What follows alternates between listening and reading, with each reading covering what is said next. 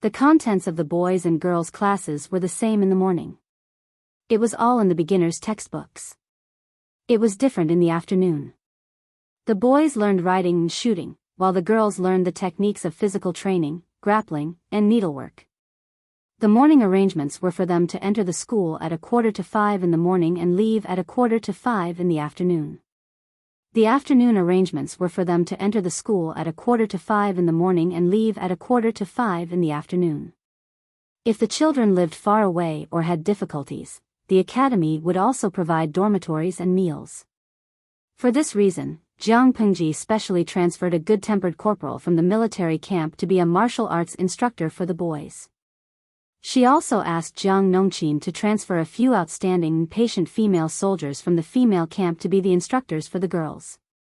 The techniques of physical training that the girls learned were the physical training techniques that Jiang Pengji had improved for the female soldiers.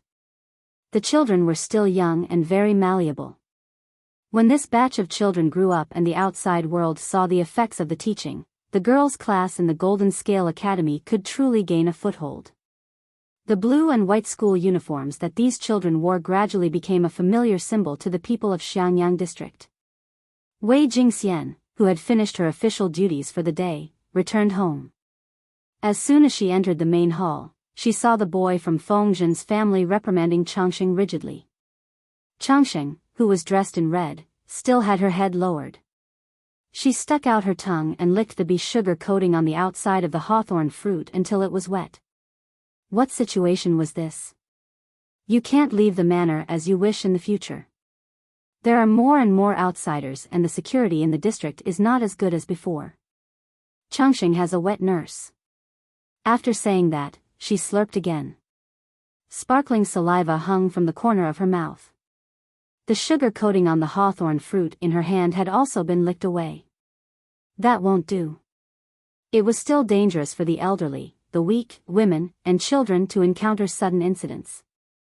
Changxing pouted, tears quickly gathered in her watery eyes. After a while, she cried out loud. Wei Jingxian laughed and carried Changxing up from the table. She said to Feng Yi, Changxing is pestering you again? Feng Yi shook his head. You can only blame Changxing for not being sensible and delaying your studies. Feng Yi said, the teacher's teachings are very simple. It was not considered a delay. No matter what, he was a child who started learning at the age of 3 and was personally taught by Fengzhen. Feng Yi had a solid foundation. The content that the teacher taught was not difficult for him.